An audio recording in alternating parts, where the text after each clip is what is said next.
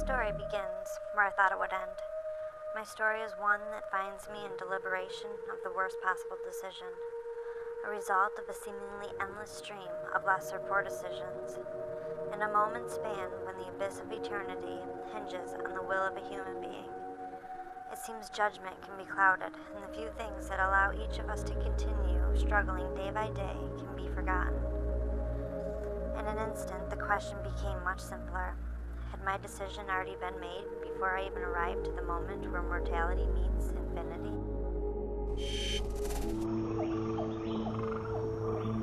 The fall itself was painless. There was no sense in smashing on the rocks below. There was only this place. Peaceful enough eternity to be sure. Although, even here I was unable to escape the aching of my joints and the sting of the thorns as they brushed against my flesh.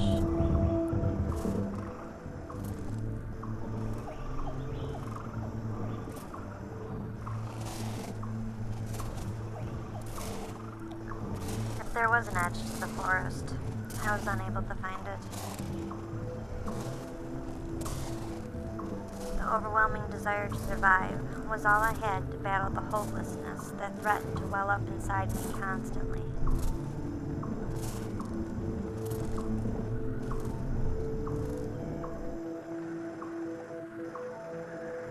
I had lost all sense of time and orientation. Had I been here minutes, hours, days?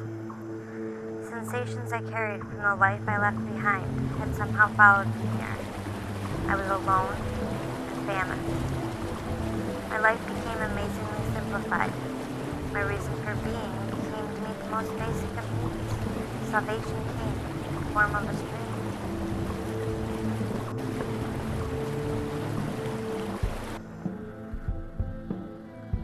Sleep was shallow and infrequent.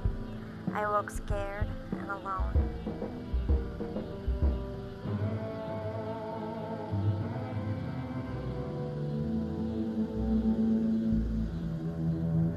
Waking hours were spent rummaging for food, without weapons or tools, without the skills to set traps.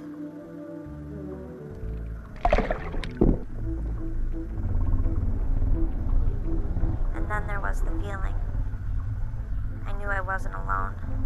Something stalked me from the shadows.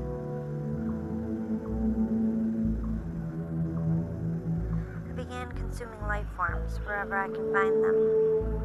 The more complex the organism I would discover, the less likely it would settle for being sustenance.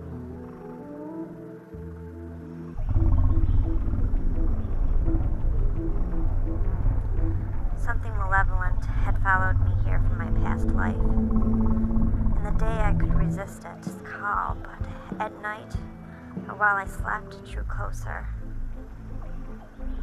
And then, when at my most vulnerable, it struck.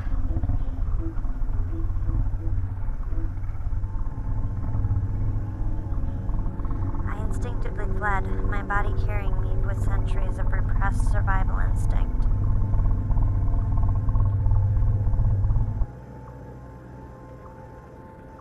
I found myself fumbling to devise a weapon, anything to put distance between us.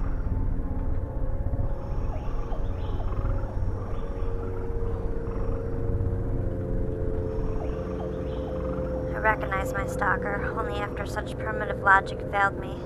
Stones and spears of wood would have no effect on the appetite of a paralyzing fear.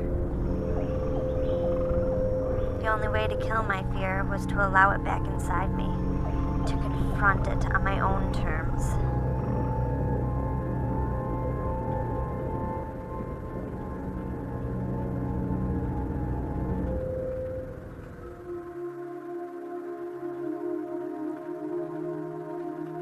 See, it turns out, the moment where mortality meets infinity isn't a moment at all.